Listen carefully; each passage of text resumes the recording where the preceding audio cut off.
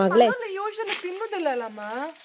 ನಾನು ಸ್ಪೆಷಲ್ ಮಾಡಿ ಕೊಡ್ತೀಯ ಮನೋಲಿಯಲ್ಲಿ. ಎಲ್ಲ ತೊಂಡೆಕಾಯಿ ಓಕೆ, ಎಲ್ಲ ತೊಂಡೆಕಾಯಿ ಕೊಯ್ಯಿ ನಾಳೆ ಹೊಸದಾಗಿ ಒಂದು ರೆಸಿಪಿ ಮಾಡುವ, ಓಕೆನಾ? ಓಕೆ.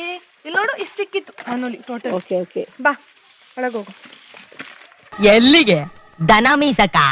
ಈಗ ನಿನ್ನೆ ಕೊಯ್ದ ತೊಂಡೆಕಾಯಿಯನ್ನು ಎಂತ ಅದನ್ನು ನಾವು ವಾಶ್ ಮಾಡ್ಕೊಳ್ಬೇಕು ಅಷ್ಟೇ. ಓಕೆ, ಚಂದ ವಾಶ್ ಮಾಡ್ಕೊಳ್ಬೇಕು.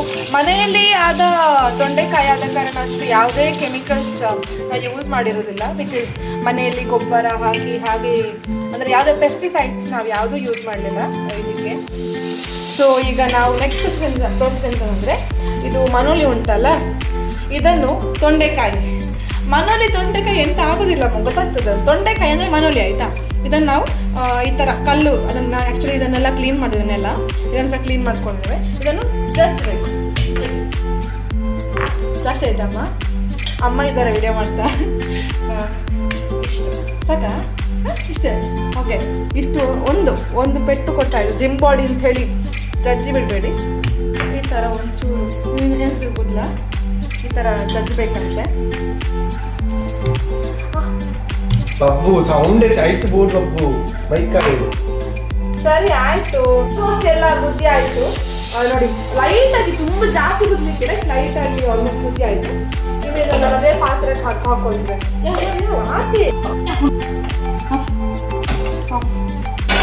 ನಮ್ದು ಪಾತ್ರ ಕಾದಿದೆ, ಅದಕ್ಕೆ ಚೂರು ಎಣ್ಣೆ. ಇದು ತೆಂಗಿನಕಾಯಿ ಆಕ್ಚುಲಿ. ಮನೇಲಿ ಯಾವುದು ಎಣ್ಣೆ ಇದ್ರೆ ಯೂಸ್ ಮಾಡ್ತೀವಿ. ಇದಕ್ಕೆ ಮನೆಯಲ್ಲಿ ಅವೈಲೇಬಲ್ ಇರುವ ಎಣ್ಣೆ ಹಾಕ್ಕೊಳ್ಬೇಕು, ಓಕೆನಾ? ಒಂದಿಷ್ಟು ಎಣ್ಣೆ ಹಾಕ್ಕೊಳ್ಬೇಕು.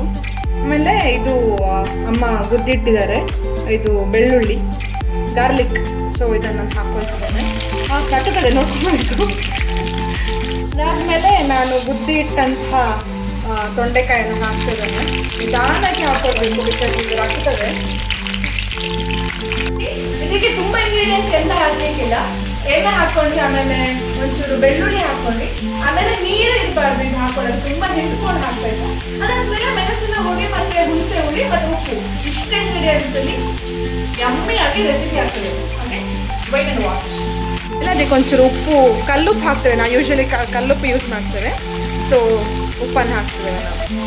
ಚಿಕ್ಕ ಫ್ಲೇಮಲ್ಲಿ ನಾನು ಬೇಯಲಿಕ್ಕೆ ಇಟ್ಟಿದ್ದೇನೆ. ಚಿಕ್ಕ ಫ್ಲೇಮಲ್ಲಿ ಆಲ್ರೆಡಿ ಇಟ್ಕೊಂಡು ಒಂಚೂರು ಬೇಯಬೇಕು. ಓಕೆ,